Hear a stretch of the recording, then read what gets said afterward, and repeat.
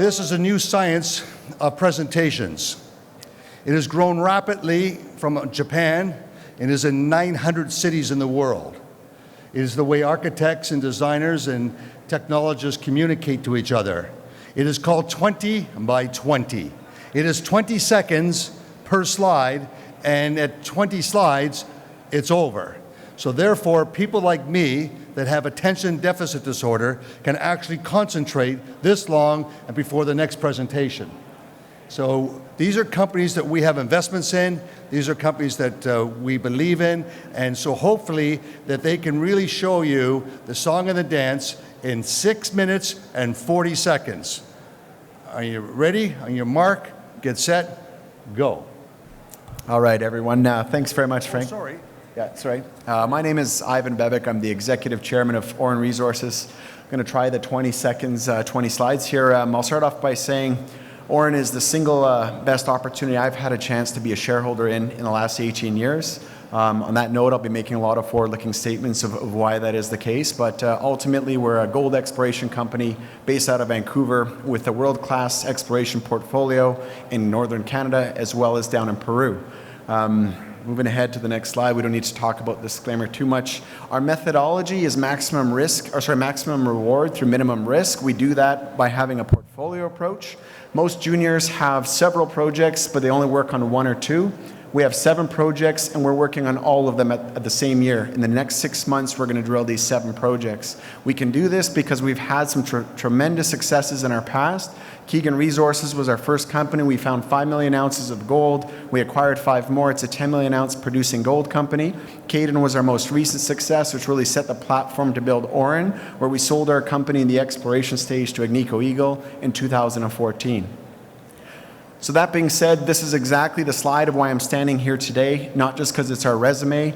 Asanko Gold, which was formerly Keegan, this is what can happen in a big discovery in a bull market, 49 cents to $9 per share. Keegan Resources was the success we had in a bear market. We're taking 25 shots across our portfolio projects this year in the next 6 months to go and deliver that kind of success. So the live portfolio, there's 3 projects in Canada, 2 in Nunavut, 1 in BC. They're all high grade, and there's 4 oxide or skarn targets in Peru. The odds game is what we play as explorationists. Multiple projects reduces the risk because you have the chance of succeeding somewhere. We think we'll succeed in more than one places. Our capital structure, the ownership is key. Not only are we big investors, we own 18.5%, of which a lot of that was purchased in the open market, but Goldcorp's a shareholder at $3.67 a share earlier this year in January, which was a premium to our share price today. We're trading around $3.45 per share, but we've had some other great institutional investors such as Frank's Fund and a few other ones back east. Our management team is very balanced. There's corporate, financial, and technical people on this slide.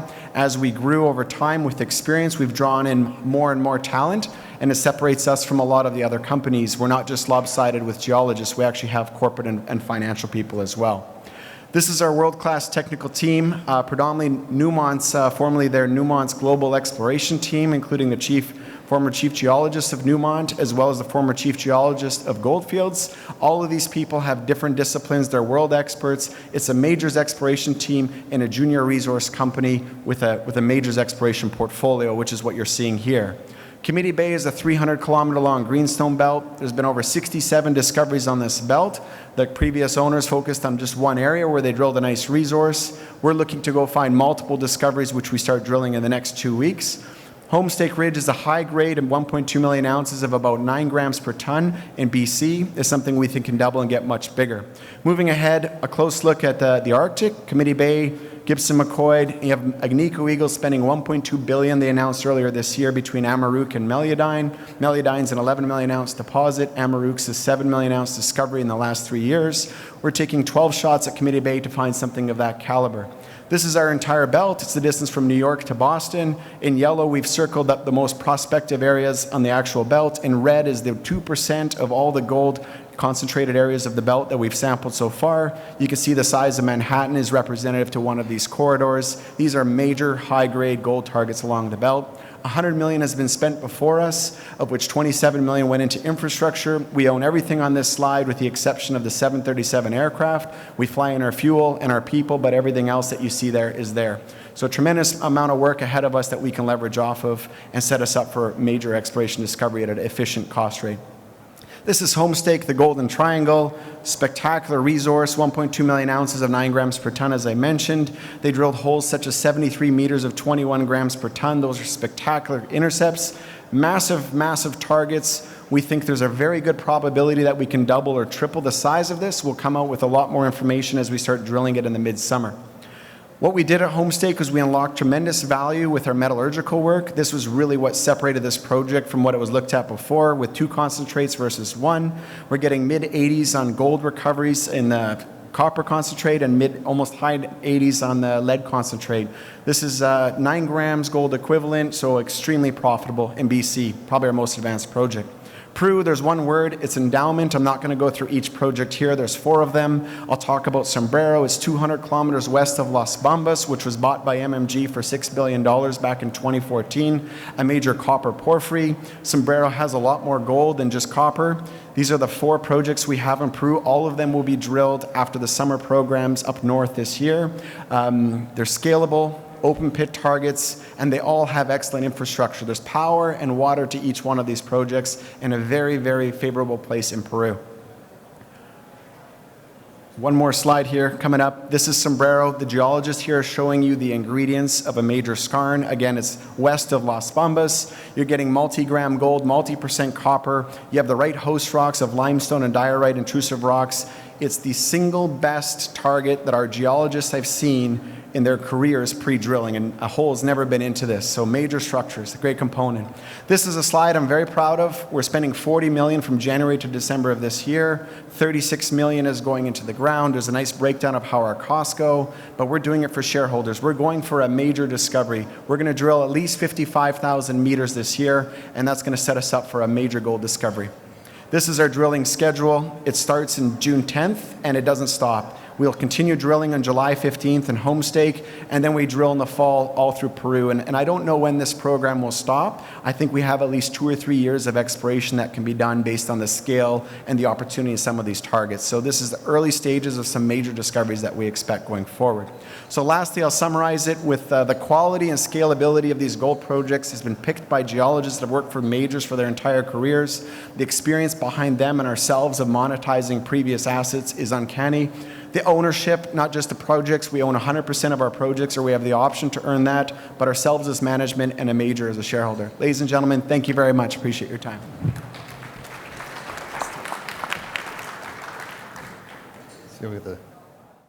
Thank you very much. My name is Jonathan Odd. I'm the President and CEO of Gold Standard Ventures. Gold Standard is a district scale focused gold exploration company in Nevada. We've accumulated almost 20% of the Carlin Trend over the last 7 years. The picture you see there in the background is our project. We trade in both Canada and the US under the symbol GSV. I will make a few forward-looking statements, probably not as many as Ivan, but I will try to keep my opinions to myself.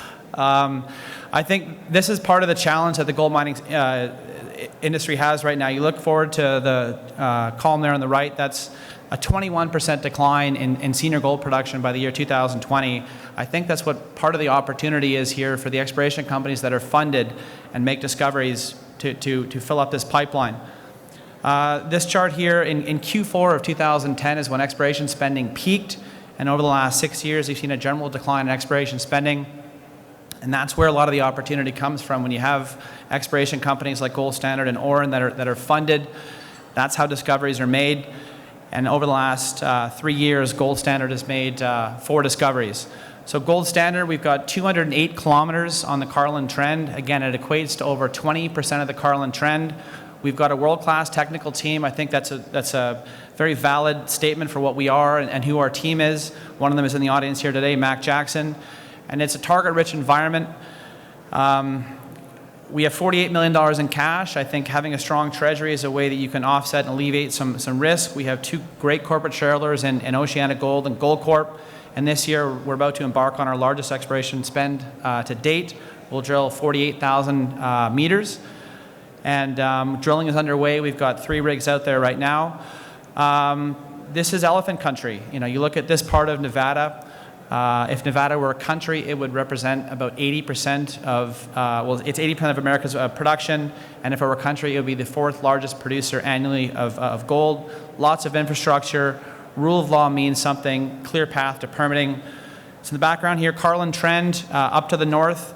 You've got Goldstrike, Leeville. For those that have said the Carlin Trend has no more ounces and all the ounces have been found, look no further than Leeville, which is a deposit that our team found 20 years ago. They're still finding disruptive mineralization over 20 years later. This slide, really proud of. In bright green there is what we started with in 2009. We went public in 2010, and over the ensuing 7 years, have put together almost 20% of the Carlin Trend. We've dealt with over 90 individual owners of surface, mineral, and water. So this year is our biggest spend, our biggest exploration program to date. We'll drill almost 48,000 meters. We were committed to exploring during the tough years, which was very tough to fund risk-on exploration. We're focused on an oxide, 2 oxide deposits in the southern portion of our project. We got into a really high-grade oxide discovery in August of last year. We had 126 meters of 4.07 grams per ton oxide, essentially at surface, and open in virtually every direction. You'll see some of the better intercepts here. Just real quick, last year we were operating under what's called a 5-acre notice of intent. We were really limited as to where we could drill last year. We should have our EA filed on June 9th, which will allow for up to 200 acres of disturbance. So a much larger, more comprehensive exploration program this year, and not being confined to where we can and can't drill. This is what it looks like. You see off in the background there is Newmont's open pit Emigrant mine. It's a run-of-mine heap leach operation that was built in 2012. So right now we're just drilling on the western side there, where you see the Dark Star corridor. We think there's a strong possibility that Dark Star and Pinion connect. They're about a mile apart. We've got a number of holes that are focused on connecting these 2 deposits, and we'll be coming out with our maiden resource at Dark Star in the latter half of June. Pinion, we're drilling here right now, or excuse me, we will be drilling here in the next few weeks in the northern part where you see Sentinel, and that's a shallow outcropping oxidized target. North Bullion, this was the company's first discovery we made back in 2011. We are actually drilling there right now. We're set to come out with a maiden resource in the latter half of July. This is a high sulfidation refractory target. It's open in virtually every direction. Big system. So I think it's important to talk about, we've made 5 discoveries in the last 6 years, and we've got a number of new targets that are being brought on as a result of the new land acquisition that we closed and announced on March 23rd. One of them is called Jasperoid Wash. It's about 1.5 miles south of Pinion. June 14th, we're set to close the Battle Mountain acquisition. We announced this a couple of months ago. What you see in the background there is the Phoenix Fortitude pit that belongs to Newmont. We own 28% of the company prior to this acquisition, and then again, that should close on June 14th, giving Gold Standard access to a second district-scale asset in a very strategic part of Nevada. Again, cash position corporately, we've got some great corporate shareholders and some phenomenal institutional shareholders with U.S. Global, Ingalls & Snyder, BlackRock, and well funded with $48 million in the bank. Also, great supportive board, phenomenal technical team led by Mac Jackson, VP of Exploration.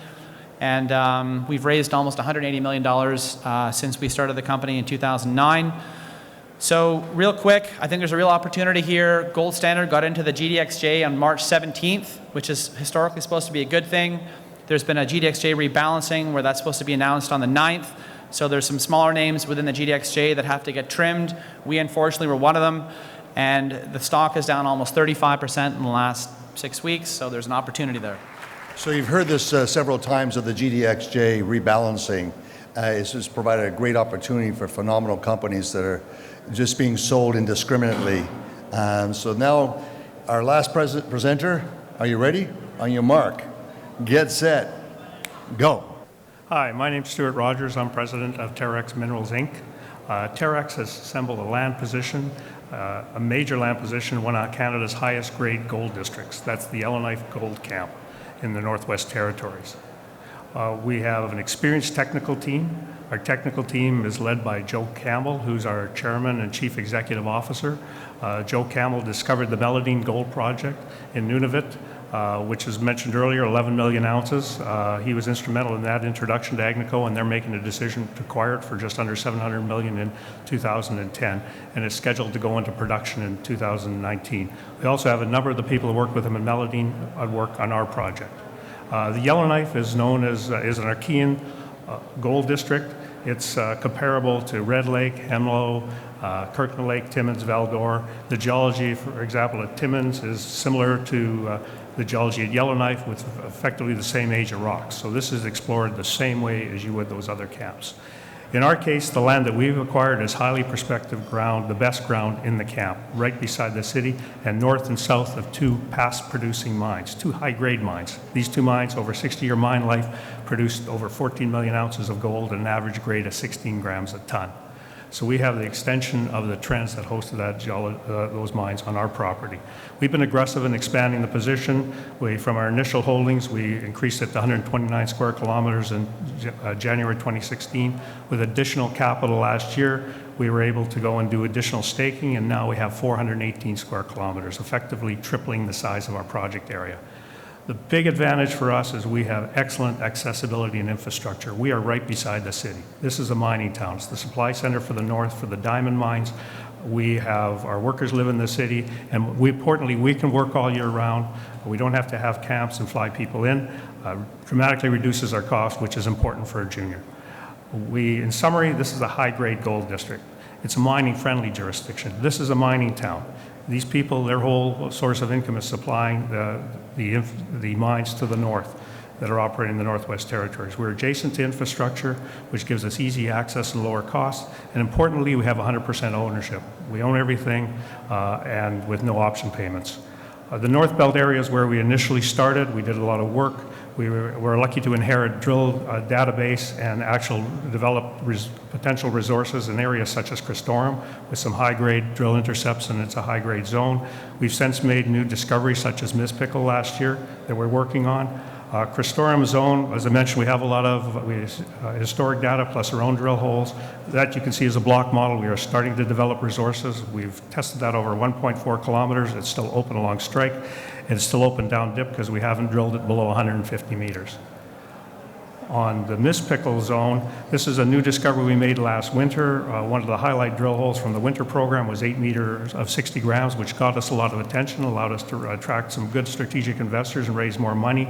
This is 5 kilometers of strike on this structure. There's multiple structures in the areas, and these are wide zones of mineralization with high-grade center zones with anomalous gold and wide zones around it. The drilling we did in the summer of 2016 followed up on what we accomplished in the winter. Again, we were testing it. We wanted to extend it along strike, and we took it deeper. We followed the zones deeper, and we discovered other zones of mineralization, such as a hanging wall with 5 meters of 30 grams a ton. Just to the south of Mispickle is Sam Otto. This is a little different. This is a bulk tonnage target. You have large mineralized structure at surface. We've tested it along strike, and we did further drilling this winter. We've tested it deeper. So far, we know it goes at least 250 meters deeper. Seems to get better at bulk tonnage target, which would complement the high grade from Mispickle. Dave's Pond is just to the west of Sam Otto. It's actually really adjacent to it. And what we like about this is this has a high-grade component to add to the endowment at Sam Otto. We've tested that along 400 meters of strike and 150 meters of depth, and it's still open. This map shows that area, the Mispickle to the north, Sam Otto just to the south, and Dave's Pond immediately adjacent to Sam Otto. So this is one large mineralized system with high-grade component and a bulk tonnage component that can add to the endowment in the area.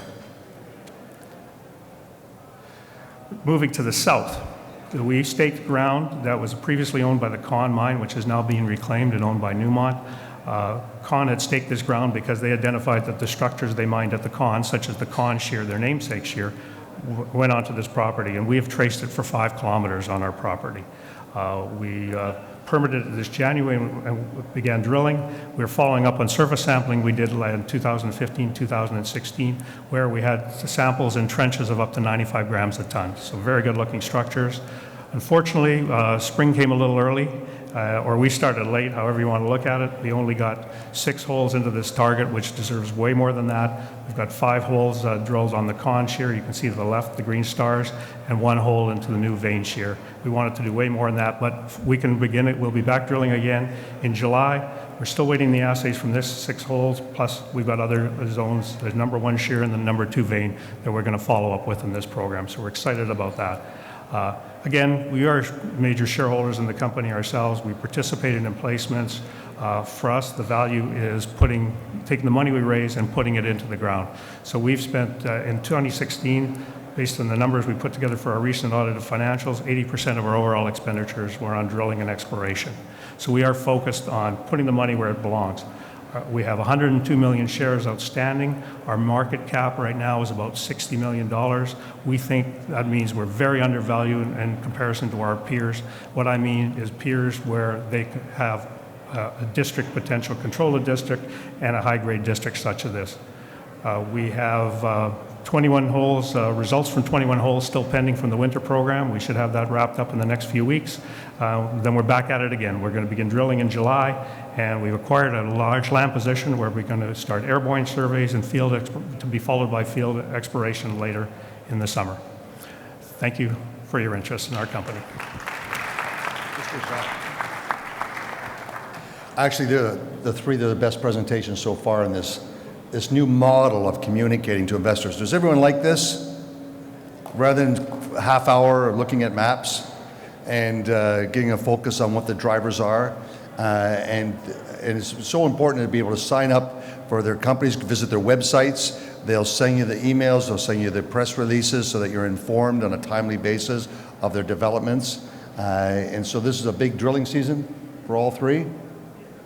And what do you think the biggest headwind is? Is this GDXJ that's supposed to rebalance on June the 16th? Yeah, I think it's, for our company, just getting through that. I mean, the fundamentals of our company haven't changed at all. If anything, they've dramatically improved since we got into the index on the 17th of March. A week later, on the 23rd, we picked up 21,000 acres, which represented about a 45% increase in our land package for less than $1 million. We paid $24 an acre. And we've got cash position is $48.5 million. We're about to embark on our largest exploration program. So it's an opportunity. It's frustrating because your stock goes down. It's completely outside of your control, and there's inflows that impact the number of shares that need to get trimmed and what your weighting will be. So it's been a bit of a learning experience for us because it's the first time we've ever been in the index before. Okay, great. And yourself? Yeah, well, 55 to 70,000 meters is what we're drilling this year. Of the 7 projects we have, 1 of them could be a company maker. When I say that, I mean a Newmont scale company maker, so the opportunity is huge. In the effort to pursue better liquidity, we are in the very mature stages of a New York listing as well. We're in the final stages of that, so I expect that this summer, but really the drill doesn't stop turning. I've said it before, and it's all discovery drilling this year. So that kind of drill hole that could triple or double or triple your stock out of a new discovery, we're taking about 240 chances this year. So it'll be a big discovery either out of the north or down in south in Peru, so it's going to be exciting on the discovery side. Very good. And yourself? As far as the headwinds, I think what concerns us is probably just sort of the general, feeling in the market. It seems when the market's good, our stock's up. When the market's down, it's not. I think we're funded right now. We think we have the ability to raise more funding. We'd like to do that at better prices. We're excited to be back drilling. We think we will have more success. We've got more results coming and more drilling happening. We've got some exciting new targets that we just scratched the surface on. So we're excited to be back doing it. I think my only concern is just sort of getting the response we deserve from the market. Hopefully the environment improves. I've mentioned to other companies is that so many companies became, don't worry, I'll just go in the index and they'll drive my stock up, and not sensitive to retail investors. And I've always been a big advocate that we're an institution and we put in big checks, but you have to have minnows. And the minnows in this room are the price makers. You're not the price takers, you're the price makers. And there was research that's done on the most widely held stocks in America have the highest price to book value. So how do they get the most widely held stocks as the biggest retail following? and therefore you get a greater valuation on price to book. It's a simple part of this component, and I'm so thrilled that they've been so responsive in coming out and sharing the story of why our team has spent much more, and Ralph Alders in particular, in making this choice to invest in these companies, that you could all understand our thought process in 6 minutes and 40 seconds. And if you do like the story, follow up with them. They're very passionate about it, and they're well-funded, and let's hope that Mother Nature blesses them with a big discovery this summer. Thank you. Very much. Thank you. Thank you.